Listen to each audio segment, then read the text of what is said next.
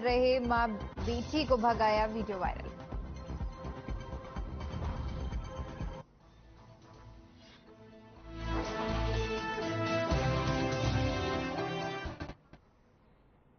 नमस्कार, बुलेटिन में आपका बहुत बहुत स्वागत है। मैं हूं आपके साथ दीपिका ओझा। बुलेटिन की शुरुआत करेंगे बड़ी खबर के साथ, जो कि बल्लभगढ़ से सामने आ रही है। आपको बता दें कि गुप्ता होटल चौक पर फलों की दुकान में आग लग गई। सुबह करीब 3 बजे आग लगने का मामला सामने आया है। फल और सब्जी की दुकान में आग लगने का ये पूरा मामला सामने आया है, जहां पर आग लगने के चलते फल और सब्जी में भीषण आग लग गई। वहीं मामले की सूचना मिलते ही दमकल विभाग मौके पर पहुंचे और उसके बाद आग पर काबू पाया गया। तो बड़ी जानकारी बल्लभगढ़ से आपके साथ साझा कर रहे हैं, जहां पर फल और सब्जी की दुकान में आग लगने का मामला सामने आया है, जिसके बाद दुकान में रखे हुए फल और सब्जी में आग लग गई। ये मामला करीब सुबह 3 बजे का है, जहां पर आग लगी, जिसकी सूचना फायर ब्रिगेड को दी गई। तस्वीरें भी हम आपको दिखा रहे हैं, जहां पर फलों की दुकान में आग लगी है। और ये तस्वीरें बल्लभगढ़ की हैं, जहां पर गुप्ता होटल चौक के पास फलों की दुकान में आग लगी। सुबह करीब 3 बजे का ये पूरा मामला है, जहां पर आग लगी। इस दौरान दुकान में रखे हुए फल और सब्जी जलकर राख हो गए हैं। फिलहाल नुकसान का आकलन नहीं किया गया है, लेकिन ये तस्वीरें बल्लभगढ़ की हैं, जहां पर फल सब्जी की कई दुकानें जलकर राख हो गई हैं।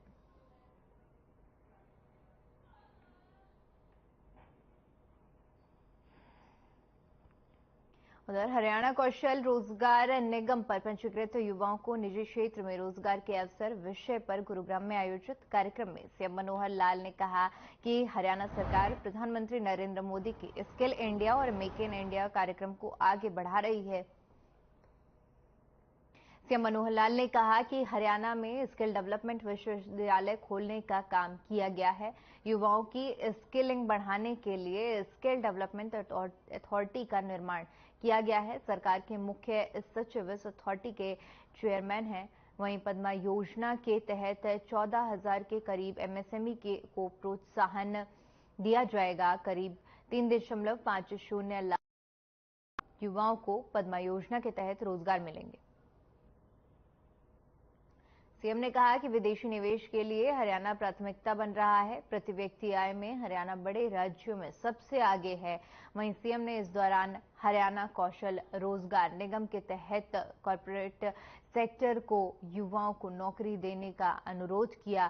सीएम ने कहा कि सरकार युवाओं को HKRN के जरिए कॉर्पोरेट सेक्टर से जोड़ेगी। कॉर्पोरेट सेक्टर भर्ती प्रक्रिया के लिए पूर्ण रूप से स्वतंत्र होंगे। इससे विभिन्न कंपनियों को टीम रिक्रूटमेंट कॉस्ट में भी बचत होगी। सरकार कंपनी की मांग के हिसाब से ही स्किल लेबर मुहैया कराएगी। वहीं मुख्यमंत्री के अनुरोध पर कई कंपनियों ने रुचि भी दिखाई है।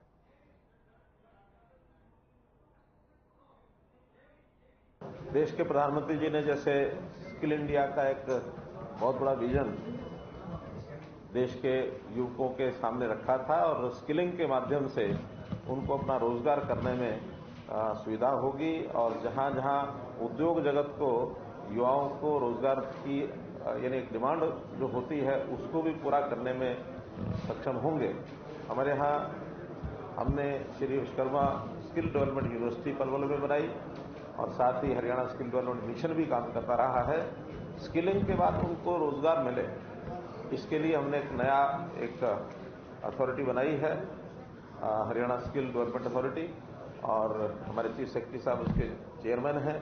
और ये जो हरियाणा कौशल रोजगार निगम, इसके माध्यम से अभी तक सरकारी जितनी भी आउटसोर्सिंग की जगह पर मैन पावर की जरूरत होती थी वो सप्लाई करना हमने शुरू किया है। जो पहले से आउटसोर्सिंग जो ठेकेदारों के माध्यम से, कंट्रैक्टर्स के माध्यम से जो वर्कर्स जो एजेंसी ऐसी होती थी उनके माध्यम से लिए हुए थे उनको भी सपोर्ट किया है।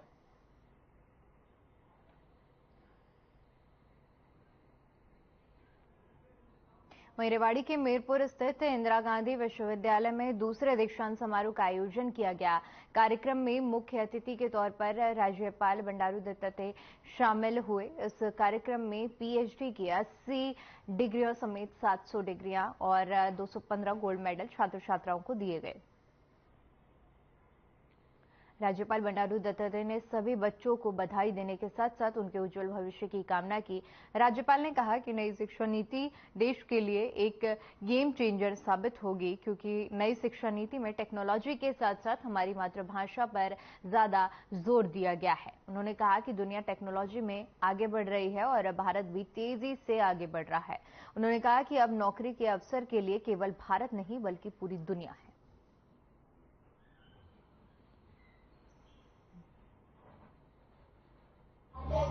मैं इंदिरा गांधी विश्वविद्यालय मीरपुर में जो द्वितीय स्नातकोत्सव हुआ उसमें भाग लिया हूँ। मुझे बहुत ही प्रसन्नता हुई है।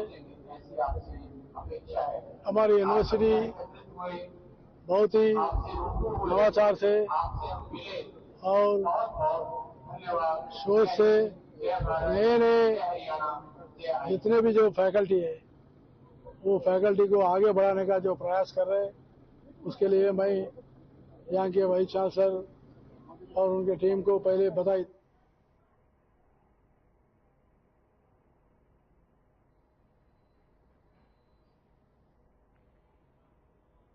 धर्मनगरी कुरुक्षेत्र की जाट धर्मशाला पहुंचे इनेलो नेता और प्रदेश के पूर्व मुख्यमंत्री ओम प्रकाश चौटाला ने कहा कि बीजेपी सरकार ने 8 साल में विकास के नाम पर एक ईंट नहीं लगाई है। उन्होंने कहा कि प्रदेश का हर वर्ग बीजेपी के कुशासन से दुखी है। और वहीं पोते दुष्यंत चौटाला के बयान पर यात्रा तो गाड़ी में नहीं पैदल होती है के बारे में दादा ओम प्रकाश ने कहा कि उसकी किस किस बात का जवाब दूं। इनेलो नेता ओम प्रकाश चौटाला ने थर्ड फ्रंट को लेकर कहा कि जो दल देश के दूषित राजनीतिक वातावरण को ठीक करने में योगदान देगा उसका साथ दिया जाएगा। उन्होंने कहा कि हुड्डा और शैलजा ने कहा कि इनेलो से गठबंधन नहीं होगा, तो उन्होंने कहा कि उनकी मिन्नत खुशमद कौन कर रहा है। जो इस शासन से दुखी है वह स्वागत है उनका। वहीं उन्होंने कहा कि बीजेपी ने 8 साल में विकास के नाम पर एक ईंट नहीं लगाई, कोई विकास कार्य नहीं हुआ, सड़कों की मरम्मत नहीं हुई, स्कूलों में मास्टर नहीं, अस्पतालों में डॉक्टर नहीं, साथ ही दवाई नहीं, बूढ़ों की पेंशन काटी जा रही है, हर वर्ग दुखी है।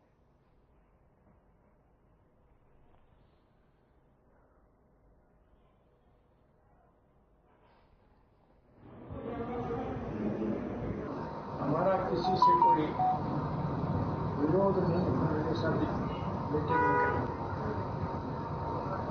देश के दूषित वातावरण को ठीक करने में जो कोई भी योगदान देगा उसका स्वागत है। आज जिस पार्टी का हम विरोध कर रहे हैं, जो आज सत्ता पे बनी बैठी है, एक ऐसा वक्त था जब बीजेपी का हमारा भी गठबंधन था।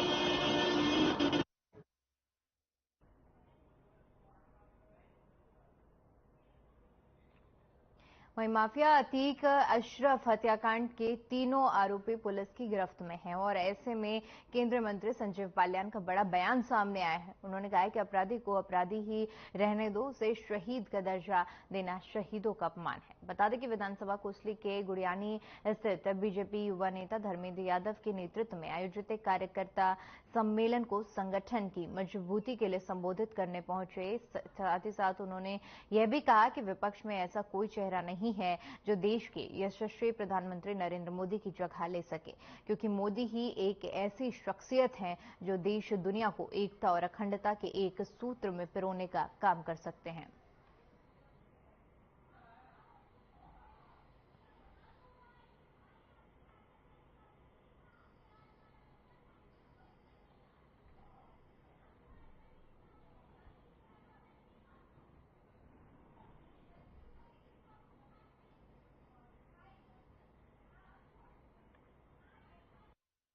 श्री संजीव बलियान जी कोसली विधानसभा के अंदर प्रवास पे आए हैं और उनके साथ अरविंद शर्मा हमारे सांसद जी भी उनके साथ थे और पूरे हरियाणा के अंदर प्रवास का कार्यक्रम चल रहा है और उसी की तहत हर विधानसभा के अंदर हमारे मंत्री जी जा रहे हैं। पूरा उद्देश्य क्या है इस चीज को? इसका उद्देश्य ये है जितनी भी योजनाएं हमारे प्रधानमंत्री जी ने, हमारे मुख्यमंत्री जी ने जो देश और प्रदेश को दी है, उनको जनता तक पहुंचाने का कार्य कर रहे हैं। जस्टिफाई नहीं कर सकते। किसी की भी मृत्यु हो, परिस्थितियां जो भी रही, जिसने किया तो पुलिस के द्वारा गिरफ्तार कर ली गई। न्यायिक जांच इस बात में चल रही है।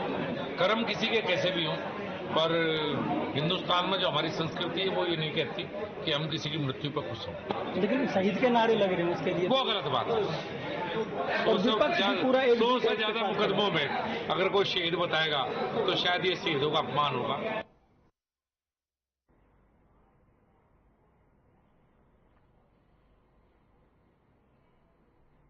उधर यूथ कांग्रेस ने झज्जर में कैंडल मार्च निकालकर पुलवामा में शहीद हुए जवानों को अपनी श्रद्धांजलि अर्पित की। इस मौके पर पहुंची झज्जर की विधायक गीता बुग्गल ने भी शहीदों को अपने श्रद्धा सुमन अर्पित किया। इस दौरान उन्होंने कहा कि बीजेपी सरकार जवानों के साथ भी धोखा कर रही है। इसके साथ ही उन्होंने कहा कि खिलाड़ियों का इस तरह का अपमान नहीं होना चाहिए, क्योंकि खिलाड़ी किसी प्रदेश का नहीं बल्कि देश का होता है।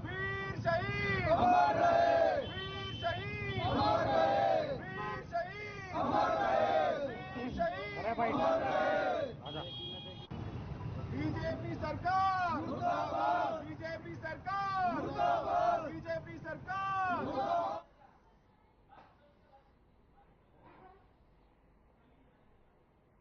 संविधान का नारा देते हैं, संविधान की धज्जियां पूरी तरह से उड़ाने का काम ये सरकार कर रही है। इस समय हमारा किसान अन्नदाता एक तो ओलावृष्टि की मार, बेमौसमी बारिश और पिछली बार इतनी ज्यादा जल भराव की स्थिति थी कि कई जगह पर वहां पर फसल नहीं हो पाई। कहा गया प्रदेश की ओर से कि स्पेशल गिरदावरी करवाई जाएगी। क्षतिपूर्ति पोर्टल की घोषणा की गई, वो पोर्टल खुले नहीं, लोग उस पर नहीं करवा पाए और मजबूरी वर्ष बहुत सारे किसानों को अपनी जैसी भी फसल थी उनको काटना पड़ा। और आज आदरणीय चौधरी भूपेंद्र सिंह हुड्डा जी जो हमेशा से किसान अन्नदाता के हितैषी रहे हैं, उन्होंने रोहतक से लेकर बेरी में, छारा में, झज्जर की मंडी, बहादुरगढ़ की मंडी और इस प्रकार से सांपला की सभी मंडियों का दौरा करके हमारे किसान भाइयों से, आड़ती भाइयों से जानने का प्रयास किया कि क्या कारण है जो फसल कट के मंडी में गेहूं की और सरसों की आ चुकी है उसका भी उठान नहीं हो रहा है, उसकी लिफ्टिंग नहीं हो रही है। कहीं 30%, कहीं 35%, कहीं बारदाना नहीं मिल रहा है, कहीं पर बेमौसमी बारिश का फिर से लग रहा है कि अंदेशा है, वहां पर तिरपाल नहीं मिल रहे हैं। और कई जगह पर सबसे बड़ी बात, ऑनलाइन की बात करते करते ये सरकार थकती नहीं है। ऑनलाइन के माध्यम से जिन ट्रांसपोर्टर्स को दिए गए हैं, सबने जो है मैं समझती हूँ बहुत बड़ा एक धोखा है।